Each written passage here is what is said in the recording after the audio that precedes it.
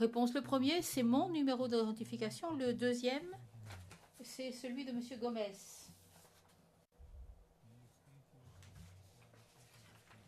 Question, vous nous avez dit que vous aviez rédigé le rapport et qu'il avait été vérifié par Monsieur Rodriguez Gomez. Expliquez-nous pourquoi il faut 2 experts. Réponse. Parce que, conformément au droit pénal espagnol, il est obligatoire d'avoir au moins 2 experts qui rédigent un rapport d'expertise. Question. Le rapport fait 3 pages en anglais, 3 pages en espagnol pour la Chambre. Il a été rédigé d'abord en quelle langue? Réponse. D'abord en anglais. Question. Très bien. Et qui l'a traduit? Réponse moi. Question. On voit ici la demande du bureau du procureur sous le point 2. Vous expliquez dans l'introduction comment vous avez reçu cette demande et ainsi que le CD. Je ne vais pas entrer dans les détails, mais je vais vous parler maintenant de l'interprétation 2.1.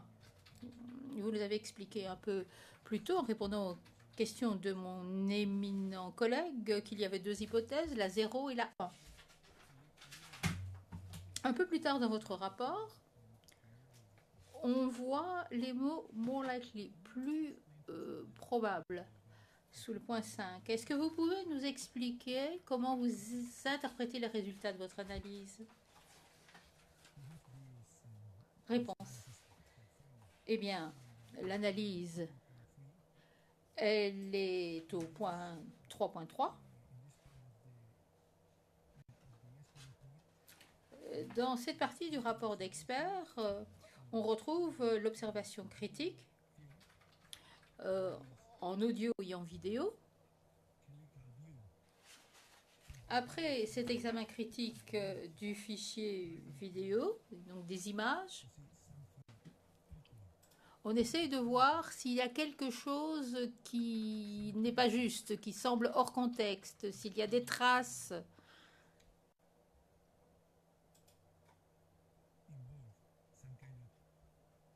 qui pourraient indiquer qu'il y aurait eu une ou des manipulations.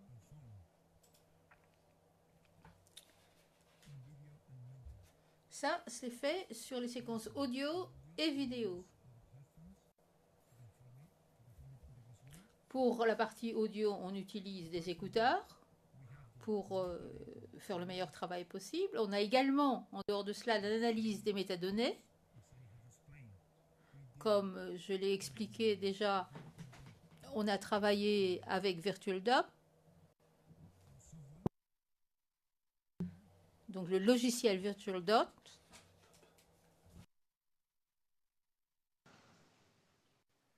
Having the results. Une fois qu'on a les résultats, et le résultat dans le cas d'espèce, c'est qu'il n'y avait aucune trace d'une quelconque manipulation, et en plus, on avait des informations qui faisaient référence à une marque et un modèle précis de caméra. Donc, sur base de tout cela, on a tiré des conclusions. Ces conclusions, et là j'en reviens 2.1.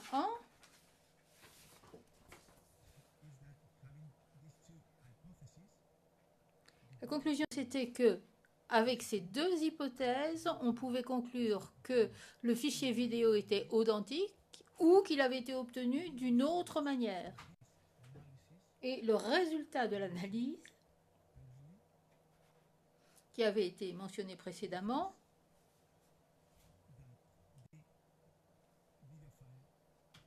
nous permettait de dire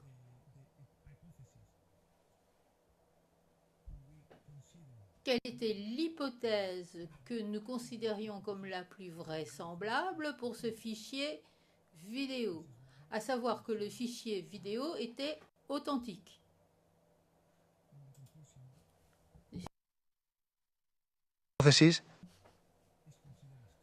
Donc, que cette hypothèse était considérée comme vraie.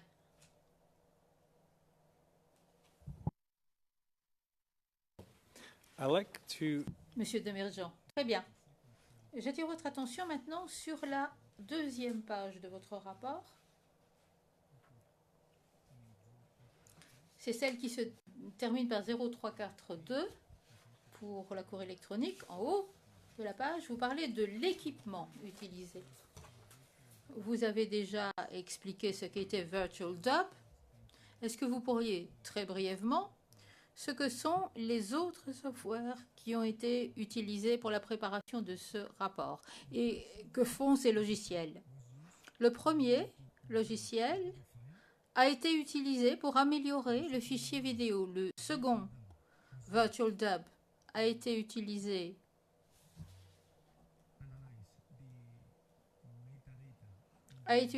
pour analyser les métadonnées et les métadonnées du fichier vidéo.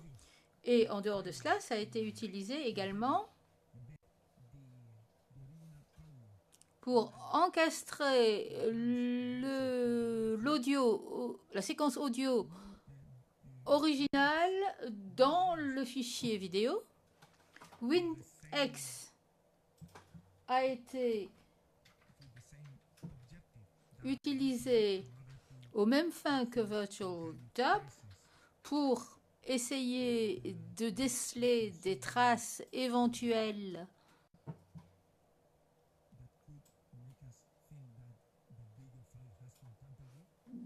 de manipulation. Et Audacity a été utilisé pour l'examen critique de la partie audio. Les procureurs, très bien. En dessous de cela, il y a une section 3.2. Ça, c'est la description du fichier. Vous avez dit que vous avez reçu un fichier portant le nom qui est indiqué ici, SHA1, hash, et puis un numéro très très long. Est-ce que vous pouvez expliquer ce que c'est que ce hash, numéro hash? C'est la signature hash qui a été obtenue à partir de ce fichier vidéo. Et cette signature hash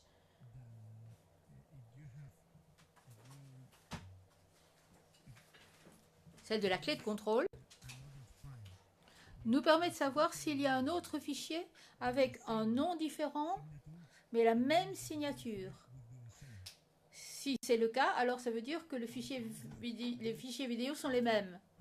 Mais que si ce fichier vidéo a des signatures différentes, ça veut dire que la signature est différente. La signature de la clé de contrôle, la signature hash, permet de certifier que la vidéo reçue est bien celle-là et pas une autre. Question. Donc c'est en fait un numéro unique. Réponse oui, c'est le numéro unique que l'on attribue à ce fichier vidéo. Question. Alors si j'ai bien compris, dans la version améliorée que vous avez produite, le code de la clé de contrôle est différent.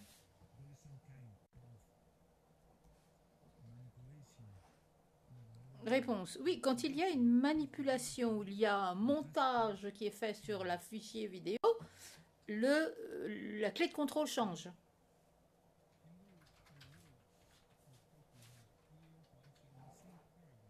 Question. Alors, dans le rapport, dans le même paragraphe, vous dites que le codage pour les métadonnées, ça a été fait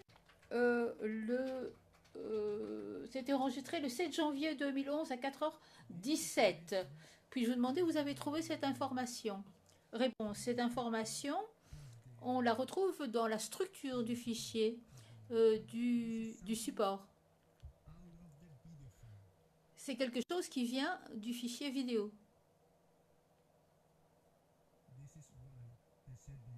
C'est pour ça que j'ai dit que le fichier vidéo aurait été enregistré à cette date-là. Question. Vous dites que ça vient de la structure du fichier, du support. Vous parlez de quoi exactement?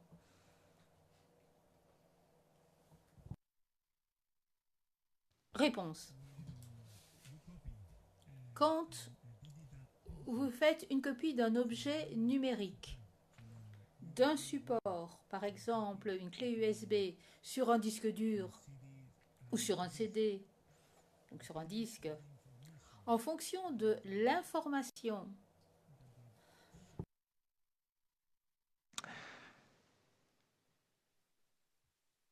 of the hadith qui figure sur la clé ou sur le CD, eh bien, en fonction de ce que le support peut gérer, il va sauver la taille, la date de création du fichier vidéo, la date à laquelle le fichier vidéo a été modifié.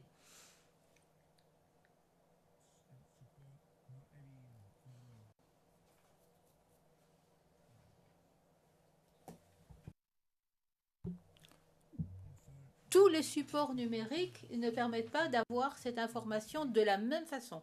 Mais dans ce cas-ci, nous avons cela.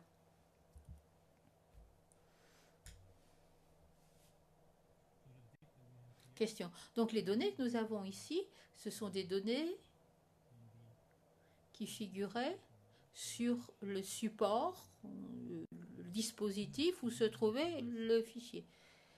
Ça n'est pas dans le fichier lui-même. Réponse. Non, pas dans le fichier lui-même. Question. Une question au sujet de la clé de contrôle. Est-ce que c'est une clé qui peut être modifiée, qui peut être altérée? Réponse. Cette clé, elle est robuste. Mais je dois dire que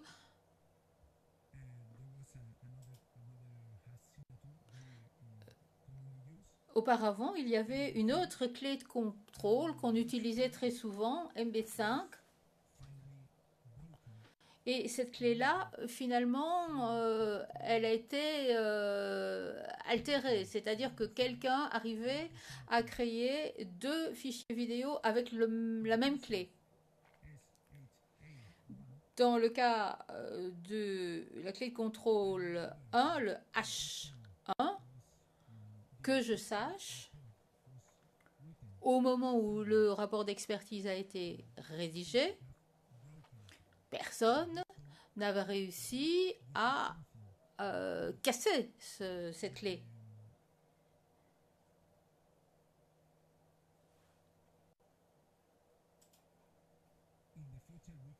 Mais ça pourrait se produire dans l'avenir. Question. Merci. Il y a encore des informations qui figurent dans le tableau. Et j'ai une question sur le sujet. Cela concerne la dernière entrée.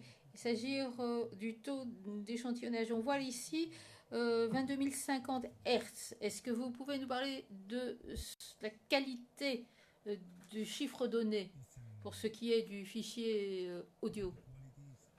Réponse.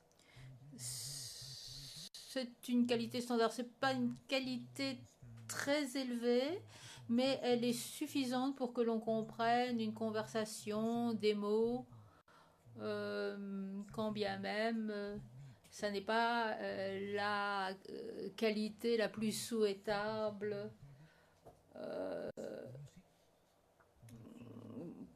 pour quelque chose qui aurait des fréquences plus hautes, comme par exemple de la musique. Mais pour une conversation, des voix normales, ça suffit.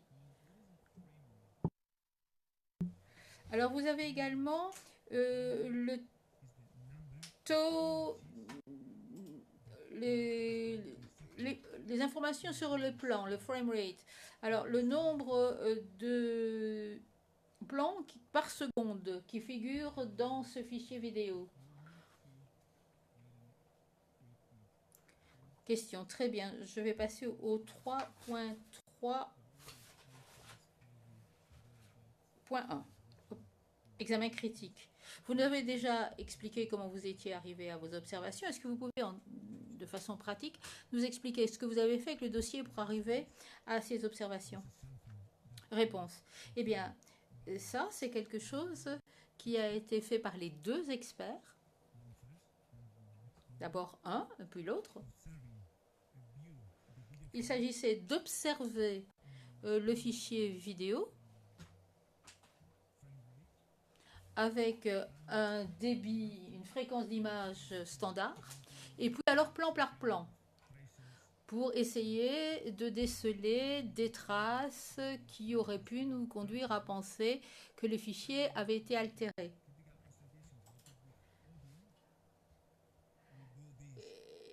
Et pour ce qui est du fichier audio, on a travaillé sur Audacity et avec des écouteurs pour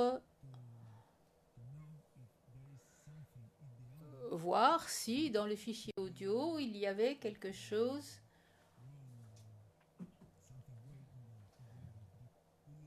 qui pourrait nous conduire à penser que le fichier audio avait été altéré.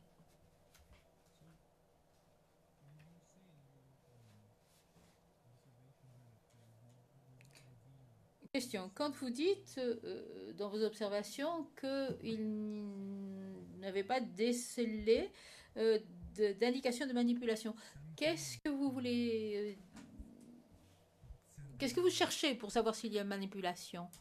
Réponse. Eh bien, des éléments observables. Par exemple, une modification dans une séquence ou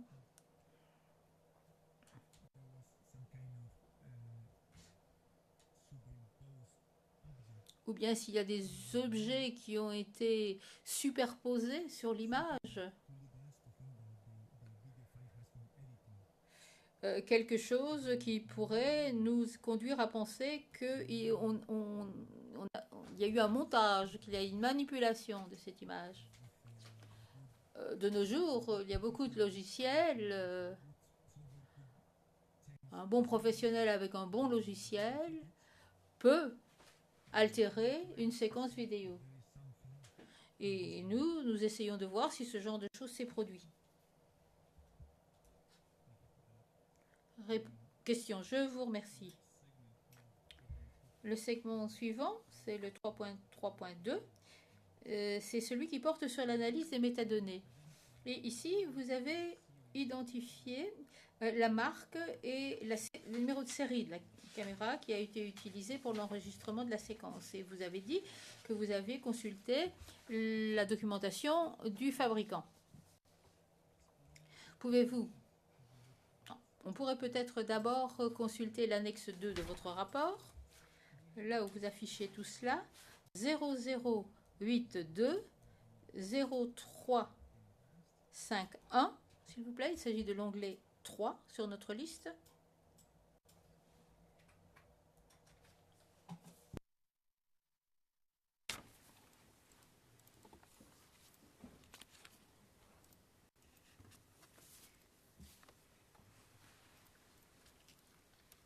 Yeah. It's coming up on the screen we're waiting for. I'm sorry, did I give you the wrong? Monsieur Desmergents, cela arrive sur l'écran. Je me suis trompé peut-être et vous ai donné le même numéro. C'est 0082 05 30. Mais j'ai besoin que ça soit affiché. Page 2. Monsieur Ruiz Mateo, c'est l'annexe 2 de votre rapport, c'est bien ça? Alors, l'image qu'on voit en bas, cet appareil, où avez-vous obtenu cet appareil? L'interprète se reprend. Où avez-vous obtenu cette image? Réponse, sur la page web du fabricant. De HP. C'est le modèle qui correspond aux informations que nous avons découvertes dans les données hexadécimales. Question. Et vous nous expliquez ici? Non, non, non. Dites-nous s'il vous plaît, comment vous avez découvert ces données hexadécimales? Réponse. Eh bien, comme je vous l'ai dit, on a utilisé VirtualDub, qui est un outil très utile pour connaître la structure du fichier AVI. Et au sein de la structure, dans la zone de remplissage, il y a cette information. It has Il y a des informations qui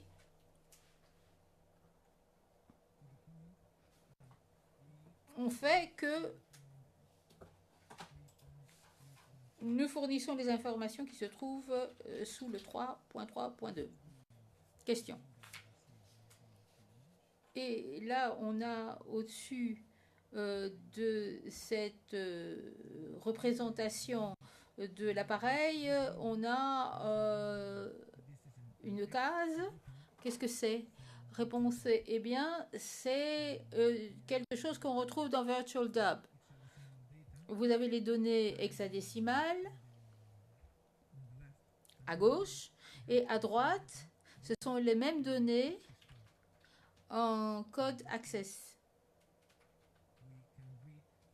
Et dans ce cas, si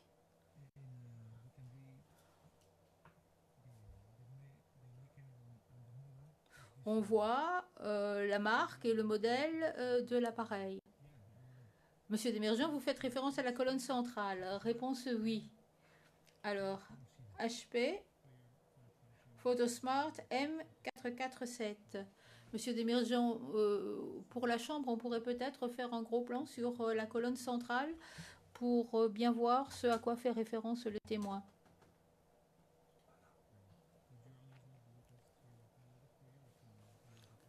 Est-ce que vous le voyez correctement ou faut-il que le témoin vous l'indique?